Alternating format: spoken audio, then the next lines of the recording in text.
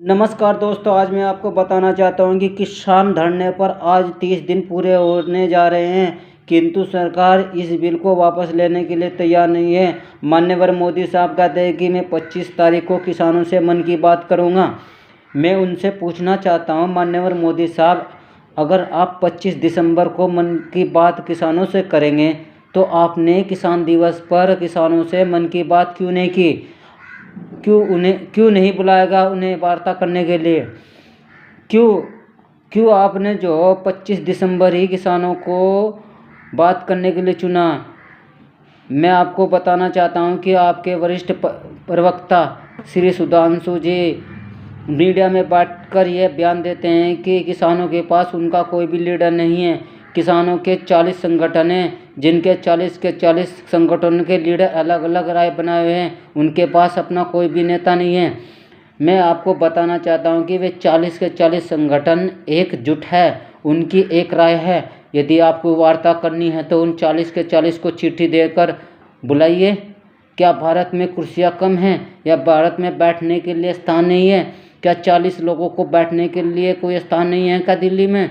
या 40 लोगों को बैठाने के लिए भारत के पास कुर्सी नहीं है? अगर नहीं है तो आप जो कहिए कि दरी और पल्ली बिछा लें और आप भी उन्हीं के पास बैठकर इस समस्या का समाधान खोजें। यदि क्या है, आपने 23 दिसंबर को किसानों से उनकी समस्या के बारे में बातें क्यों नहीं की? क्या कारण है? क्या कारण है कि आप 25 ही दिसंबर को मन की बात किसानों से करेंगे?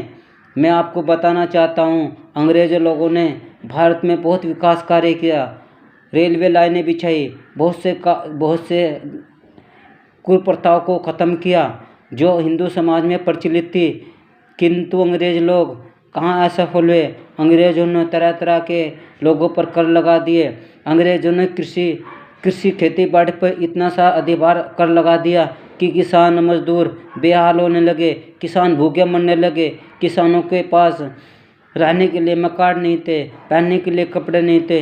किसानों ने अंग्रेजों को भगाने के लिए संघर्ष छेड़ दिया और हर गांव, हर शहर और कस्बे से यही आवाज़ गूंजने लगी कि अंग्रेज भारत छोड़ो, अंग्रेज भारत छोड़ो। आखिरकार सन 1947 को अंग्रेज भारत छोड़कर चले गए। उसी संदर्भ में आपको बताना चाहता हूँ, माननीय मोदी साहब, आप भी किसान व मजदूरों पर तरह तरह के टैक्स लगा रहे हैं, अपनी मनमानी कर रहे हैं। आने वाले 5 साल में आपको वोट देने वाला कोई नहीं होगा। अभी आप यूपी में आपकी सरकार है, 2022 में जैसे ही चुनाव होगा आप जो यूपी में भी सरकार नहीं बना पाओगे।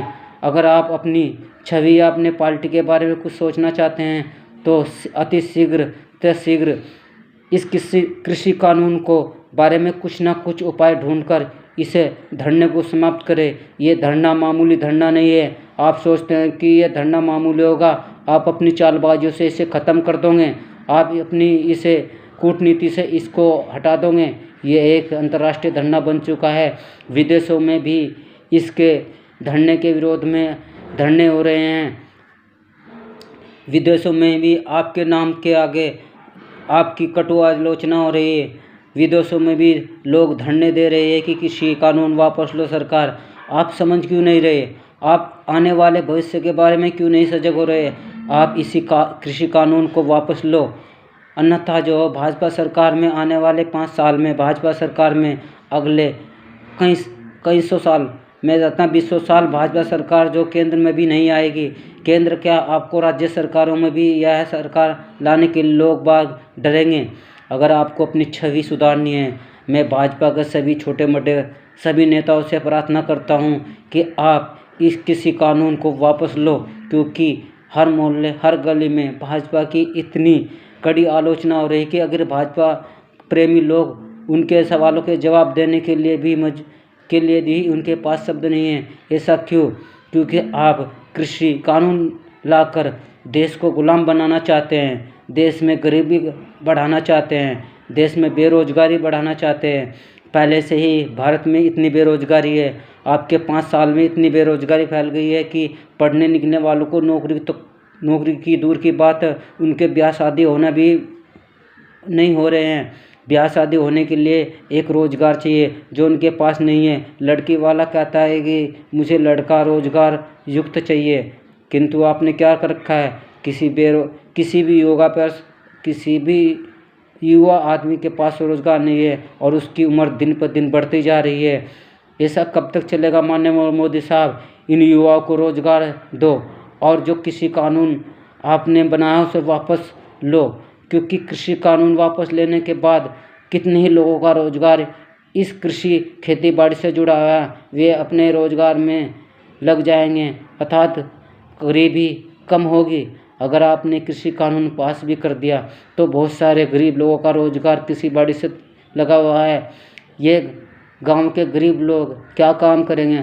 कुछ भी नहीं, ये बनियों के गुलाम हो जाएंगे। बनिया इनका बहुत सारा शोषण करेगा, इतना शोषण करेगा कि आपको सोचने लायक भी नहीं होगा, फिर आपको बद्दुआएं देंगे। जो आदमी की मजदूरी 200 रुपये मिलती थी उसे ही बनिया वो 150 रुपये में काम करवाएगा और वो मजदूर आपको इतनी बद्दुआ देगा कि मैं आपको बता नहीं सकता। तो आपसे मेरा निवेदन है कि मान्यवर मोदी साहब इसे अति शीघ्र से शीघ्र इस कृषि बिल को वापस लो और जैसी स्थिति पहले थी ऐसी स्थिति कायम कर दो। जय हिंद, जय भारत।